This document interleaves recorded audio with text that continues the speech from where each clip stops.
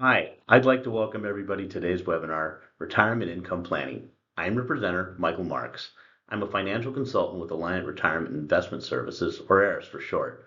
I'm located here in Houston, Texas. A quick disclosure, ARIS uses LPL as our broker-dealer. Many of the products are not insured by NCUA or FDIC. They're not guaranteed by the credit union, nor are they a deposit or obligation of the credit union, and they may lose value. With that, let's jump right in. Planning for retirement income starts with three basic questions. What does retirement income mean to you? That is, what do you want and expect in retirement? Do you plan to travel, pursue a hobby, volunteer your time, or start a new career or business? It's important to consider your expectations carefully because your retirement income plan will be designed to support the retirement lifestyle. Next is, when do you plan to retire? As we'll discuss, the age at which you plan to retire can have an enormous impact on your overall retirement income situation. Third, how long will your retirement income last? In other words, how long a distribution period would you plan for? Let's spend a few minutes now discussing the last two questions. As we've mentioned, when you decide to retire can have an enormous impact on your overall retirement income situation. Let's consider early retirement. Most of us would like the chance to retire early, but early retirement can have significant financial repercussions. First, when you retire early, you're giving up on what could be prime earning years. These are years during which you can make significant additions to your retirement savings. In addition, the earlier you retire, the longer period of time that your retirement assets will need to provide for your support, the greater risk that you outlive your money.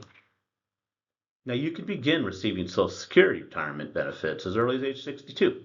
However, if you start receiving benefits at age 62, your benefit may be as much as 25 to 30% less than if you waited for normal retirement age, which is 66 to 67, depending on the year that you were born. We'll discuss Social Security in more detail later. You're not eligible for Medicare until you turn 65.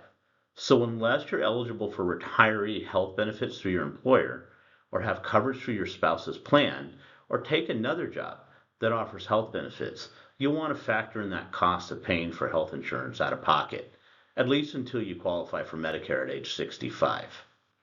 Additionally, if you're fortunate enough to be covered by an employer pension plan, you want to check to make sure that won't negatively affect your early retirement, because the greatest accrual of benefits under a pension plan generally occurs during your final years of employment. It's possible that early retirement could effectively reduce your benefit you receive. As you may suspect, delaying retirement presents certain advantages when it comes to retirement planning. The longer you work, the longer you'll be able to continue contributing to your retirement savings. Even if you no longer are adding to your retirement savings, delaying retirement postpones the date that you'll need to start withdrawing from your savings, and the shorter distribution period could enhance your savings potential to last through your lifetime.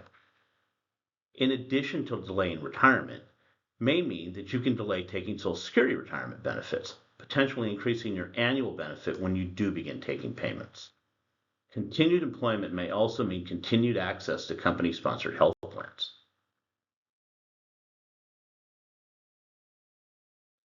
Of course, if you plan to work during your retirement, it can have a positive impact. The obvious advantage of working during your retirement is that you'll be able to earn money, thereby relying less on your retirement savings, leaving more for your savings to potentially grow for the future and help you stretch your personal savings. In addition, full or part-time work during retirement could potentially provide access to affordable health care. More and more employers are offering health benefits to part-time employees as well as full-time employees. If you do work during retirement, you'll want to make sure that you understand how the income might affect your Social Security benefits. While your earnings may increase your Social Security retirement benefits in the future years, current benefits could be reduced. For example, for years before you reach full retirement age, $1 in Social Security benefits will be withheld for every $2 you earn over the annual earnings limit. In 2024, that's $22,320. Special rules apply in the year that you reach full retirement age. It's worth noting that there are a number of non-financial reasons that motivate individuals to work in retirement. For example, you may value the social interaction, the sense of accomplishment, and the structure that your career provides. Ultimately decide that full or part-time work, launching a new career, or starting your own business is the right decision for you. One last observation on the topic. If you're working for an employer that offers a traditional pension, determine working part-time will impact your benefits. If your benefits are based on final average pay, it's possible that working part-time could reduce your benefit. It could also be worth noting and inquiring about any phased retirement program that your employer might offer. These programs allow you to receive all or part of your pension benefit while continuing to work on a part-time basis. When it comes to your retirement, how long a period should you plan for? The good news is we're living longer lives. The bad news, that generally translates into a longer period of time that you'll need your retirement income to last. According to the National Center of Health Statistics, the average 65-year-old American expects to live for another 18.4 years. Life expectancy has increased at a steady pace over the years and is expected to continue increasing. For many of us, it's not unreasonable to plan for retirement that might last 25 years or more, which means your income and savings will need to last that long as well.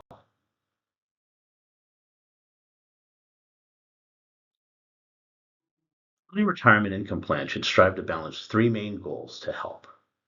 First, you want to enhance your ability to enjoy your retirement. That means helping make sure that you have the financial ability to do the things that you want to do. Second, you want to manage a chance that you will outlive your money. Address the financial risk of unwelcome life events, such as serious illness, the need for long-term care, or other unanticipated expenditures for yourself or your family. Once you know when your retirement will start, how long it'll last, and the type of retirement lifestyle you want, it's time to estimate the amount of money you'll need to make it happen. First, you'll want to estimate your future retirement expenses to determine how much annual income you'll need during retirement, factoring in the potential costs of health care and long-term care. Then, you'll want to consider the major factors that will affect your retirement income plan. For example, you'll need to adjust your annual income estimate to account for inflation. You'll also want to understand the potential impact of taxes and investment risk. Then, you'll total all your fixed income sources you expect to receive. That includes Social Security and any employer pension that you can count on.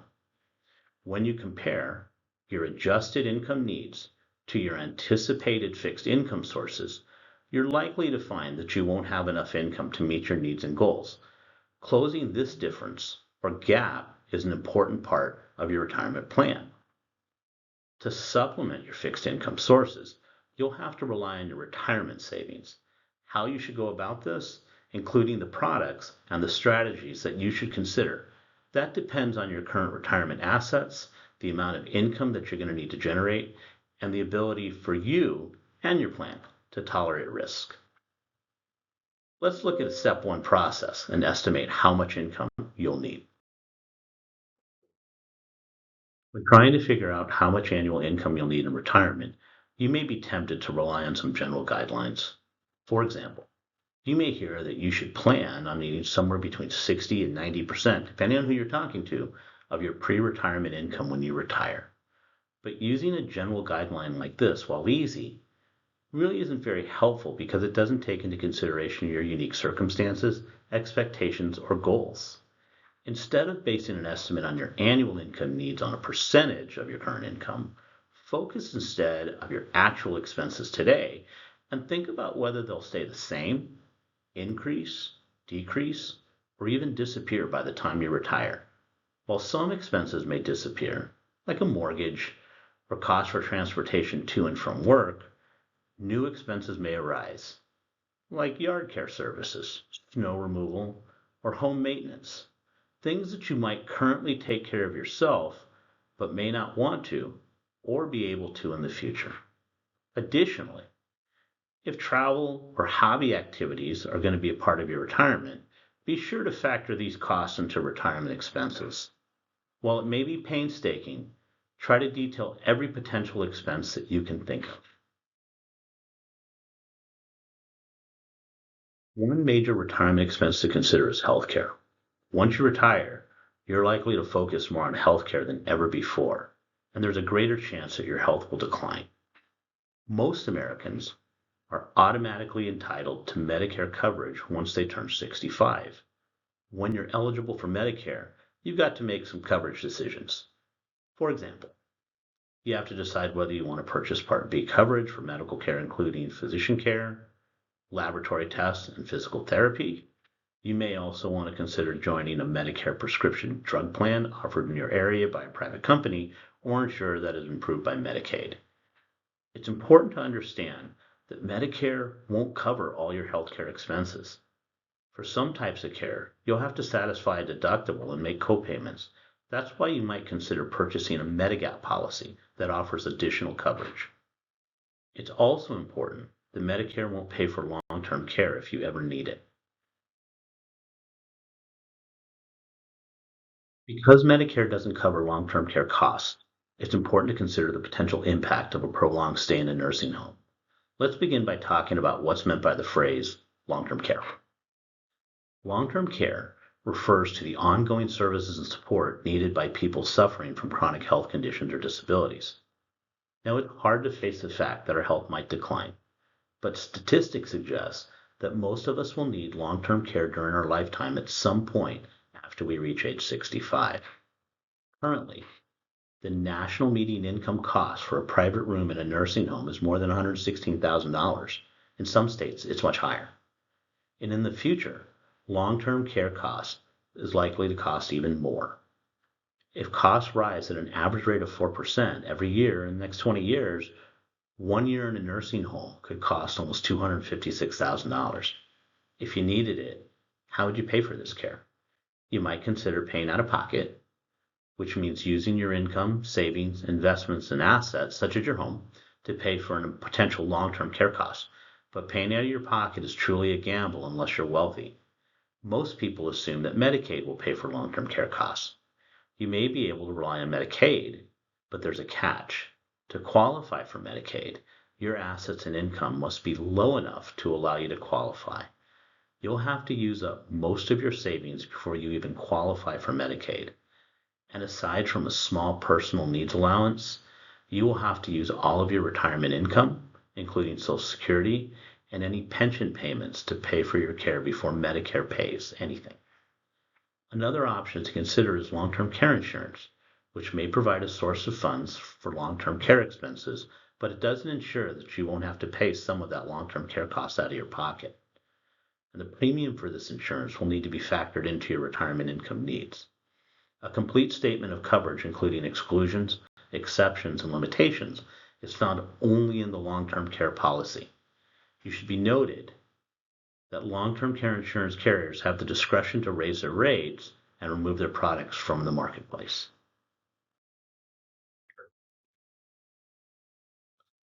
Before we move on to talk about your retirement income sources, let's review some of the factors that make retirement income planning so challenging. First, even if you can accurately predict your income expenses and you can calculate the exact amount of retirement income that you'll need each year, you have to adjust your calculations to account for inflation. You'll also have to keep in mind and account for the effect that taxes will have. Finally, your retirement income plan will have to balance your need for ongoing income with the level of risk that you're willing or able to accept. Unless you accurately account for inflation, you'll likely underestimate the amount of annual income that you'll need in retirement. Inflation is basically a general increase in the cost of goods over time. In other words, the purchasing power of a dollar will likely decline over time due to the rising costs of goods and services. At 3% inflation, a given sum of money will lose over half of its purchasing power in a 25-year period. So let's put that another way. At 3% inflation, a gallon of milk that costs $4 today would cost $8.38 in 25 years. And keep in mind that inflation doesn't affect all goods and services equally. In fact, retirees can be affected by the disproportionate increase in the cost of some things. For example, the cost of healthcare has often increased at a higher annual rate than the overall rate of inflation. Basically, all other things being equal, inflation means that you'll need more retirement income each year just to keep pace. The impact that taxes can have is sometimes overlooked. Taxes can eat into your income, significantly reducing the amount that you have available to spend in retirement. You want to make sure that you understand whether income that you're counting on is or is not subject to tax. For example, many are surprised to learn that a portion of your Social Security benefits may be subject to federal income tax, and that's depending on your filing status and your annual income. You'll also want to make sure that you understand how your income is taxed. Now keep in mind that some income, like interest income, that's taxed as ordinary income. Other income, like long-term capital gains and qualified dividends, those are taxed at a different special tax rate, oftentimes lower. There's some specific fixed income investments that generate income that is altogether exempt from federal income tax, and sometimes state tax as well. You should also understand that distributions from tax advantage accounts like traditional IRAs and 401ks are generally taxed as regular income, regardless of whether that came from capital gains or a qualified dividend.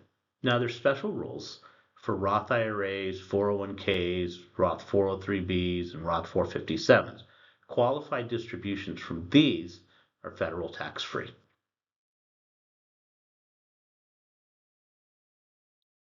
Different types of investments carry different risks. Sound retirement income planning involves understanding these risks and how they can influence your available income in retirement. Risks that need to be accounted for include investment risk or market risk.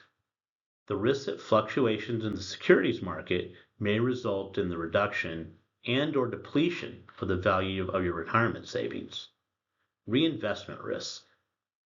The potential that you may have to reinvest at a lower rate of return than the prior investment, or take on additional risk to achieve that same level of return. This type of risk is often associated with a fixed interest savings instrument such as a bond or a certificate of deposit. When the investment matures, comparable investments may not be paying the same return as that of the matured investment. And then we have interest rate risk. So when interest rates rise, the price of some existing investments drop. So for example, during periods of rising interest rates, newer bond issues will likely pay a higher coupon than the older bond issues did, thus decreasing the market value of that older bond.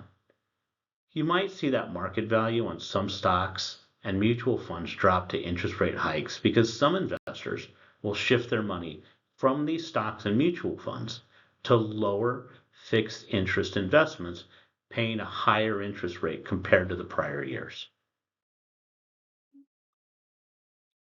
So after you've estimated the amount of annual income that you're going to need in retirement, it's time to determine how much annual income you can count on.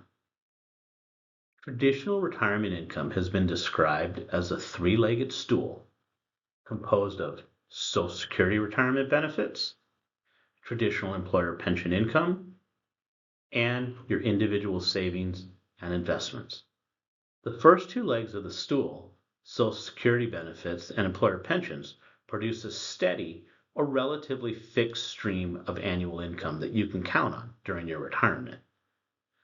As we'll see though, most people aren't going to be able to rely on Social Security to provide for all of their retirement needs. You may not have an employer pension as they're becoming less and less common.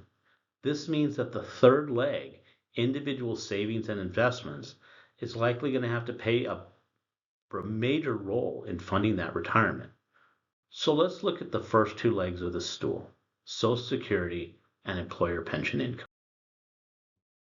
So today, the vast majority of those over age 65 receive Social Security benefits. Now, the amount of your benefit, it's based on the number of years that you've worked and the amount that you earned. So your benefit is calculated by using a formula that looks at your last 35 years of your highest earning years. Now, the best way to know what benefit you could expect is by signing up for a My Social Security account on the Social Security website. It allows you to view your Social Security statements online. It contains detailed records of your earnings, as well as estimates of your retirement, survivor, and disability benefits. Now, if you're over 60 and you haven't signed up for an account, you'll receive a statement in the mail each year about 3 months before your birthday. Now, the earliest you can receive Social Security is at age 62. Now, if you decide to receive benefits early, before your full retirement age of 60 to 67, depending on the year you were born, there's a drawback. The monthly benefit will be permanently reduced. In fact, if you begin taking benefits at age 62, each monthly benefit check could be 25 to 30% less than it would be had you waited until full retirement age. Now, conversely, if you delay your payment, your benefits would increase up to a maximum at age 70. Now, of course, if you're receiving a smaller monthly benefit because you retired at 62, you would have received more benefit checks. So, for example, if you retired at 62 instead of 66, which is a full retirement age, you would have received 48 additional monthly benefit payments. So we've already mentioned that working into retirement can affect your Social Security. Now, that's something you'll want to keep in mind. It's also worth noting that the federal government periodically adjusts Social Security benefits for inflation. The bottom line, for most people, Social Security alone isn't going to provide enough income in retirement. So let's talk for a moment about employer pensions. If you're entitled to receive a pension from an employer, you're lucky. Few Americans are covered by such pension plans. If you haven't already selected a payout option, you'll want to carefully consider your choices. Generally, your retirement benefit is paid out as an annuity, and it's paid out over your lifetime. Now, it begins at the plan's normal retirement age, which is typically 65. So a lot of plans will allow you to retire earlier, but it adjusts your benefit for the fact that the payments will begin sooner and it'll last and be paid out over a longer period of time. So if you're married, your plan must generally pay your benefits as a qualified joint and survivor annuity, or a QJSA.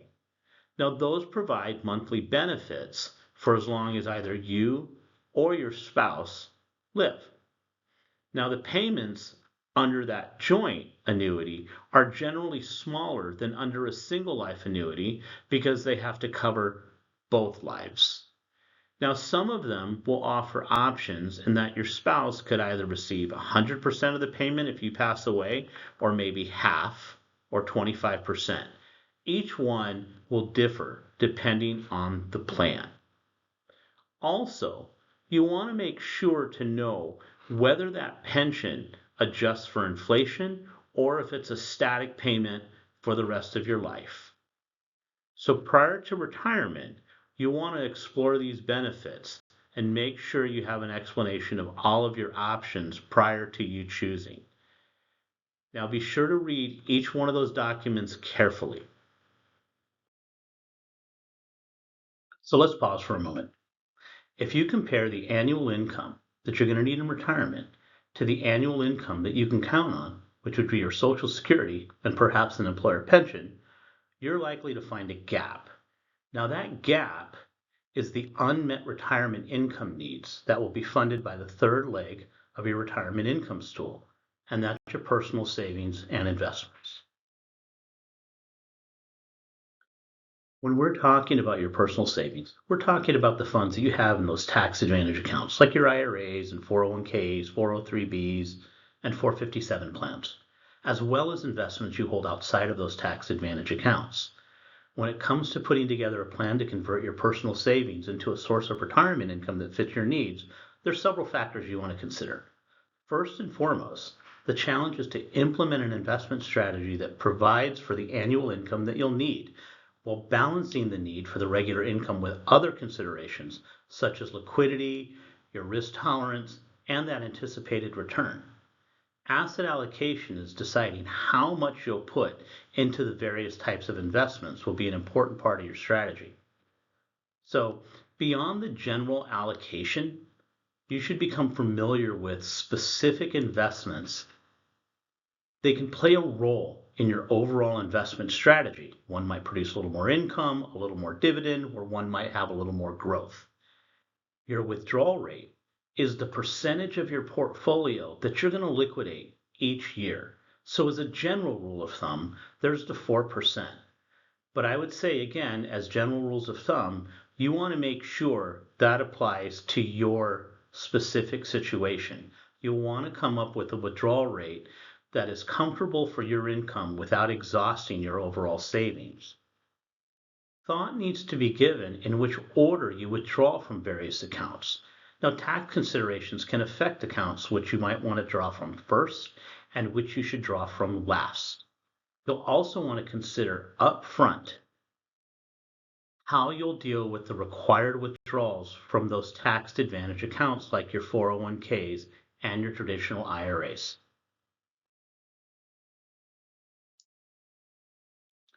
So during your accumulation years, your asset allocation decisions may have focused primarily on long-term growth, but in retirement, the demands on your portfolio will likely be very different.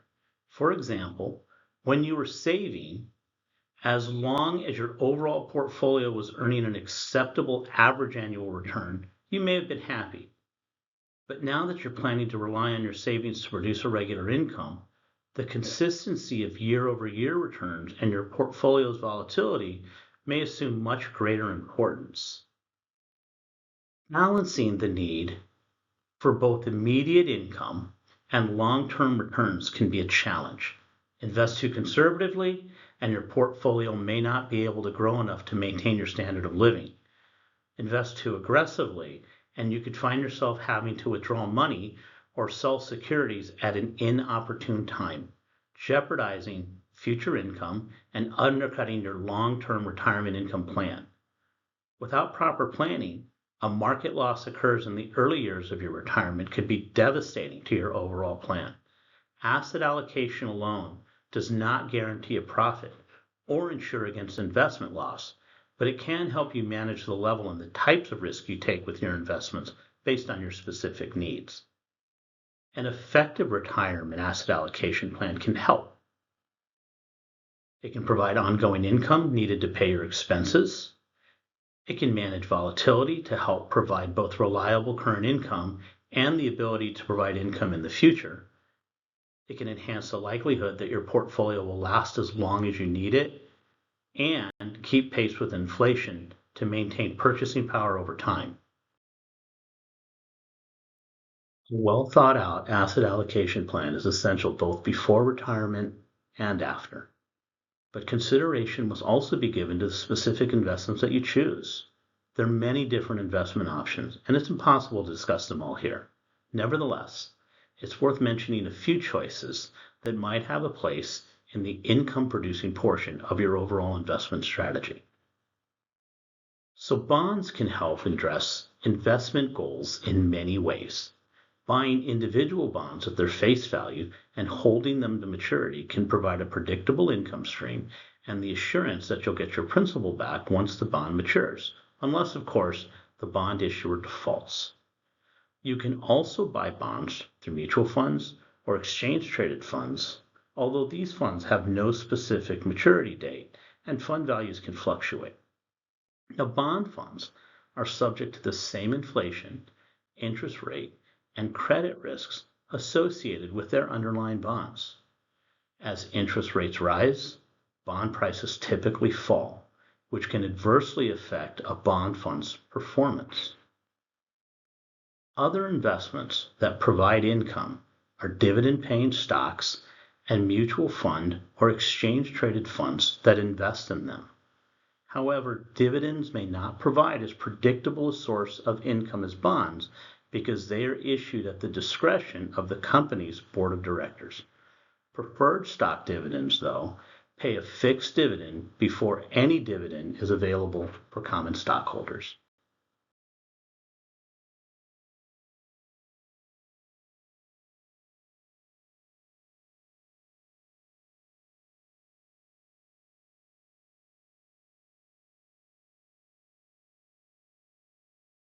Some other alternatives include bank certificates of deposit or at your credit union, Treasury inflation protected securities or TIPS, and mutual funds that are designed to provide an income stream from year to year with no guarantee that the income will last as long as predicted by the fund. There are other investment options that has become somewhat synonymous with retirement income, and those are annuities. So an annuity is a contract between you and an annuity issuer, that is, an insurance company. In most general terms, you pay money, a premium or premiums, in exchange for the issuer's promise to make payments to you for a fixed period of time or for the rest of your life. Annuities can offer something unique, potential income stream for the rest of your life or for the combined lives of you and your spouse. Generally, contracts will have fees, expenses, limitations, exclusions, holding periods, and terms for keeping the annuity in force. Most annuities have surrender charges that are assessed if the contract owner surrenders the annuity. Withdrawals of annuity earning are taxed as ordinary income. Withdrawals prior to the age of 59 and a half may be subject to a tax penalty. Any guarantees are contingent on the claims paying ability and the financial strength of the issuing insurance company. So, the bottom line, annuities can be a full or partial solution when it comes to retirement income planning, since they offer a stable, predictable income payment, but they're not right for everyone. So your retirement income plan depends not only upon your asset allocation and investment choices, but also how quickly you can draw down your personal savings. Basically, you'll want to withdraw enough to provide the current income you need, but not so much that you run out too quickly, leaving nothing for later retirement years. The percentage you withdraw annually from your savings and investments is called your withdrawal rate. The maximum percentage that you can withdraw each year and still reasonably expect not to deplete your savings is referred to as your sustainable withdrawal rate. Now, there are many strategies and models that are used to calculate sustainable withdrawal rates.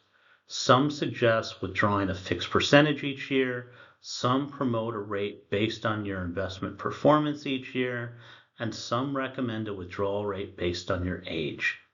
Factors to consider include the value of your savings, the amount of the income you anticipate needing, your life expectancy, and the rate of return you anticipate from your investments, inflation, taxes, and whether you're planning for one or two retired lives. To give you an idea, though, some of the percentages that we're talking about, there's a basic assumption that an appropriate withdrawal rate falls around 4%. Finally, it's worth noting that your withdrawal rate is particularly important in the early stages of retirement. That's because withdrawing too much early can have a significant impact on how long your savings will last.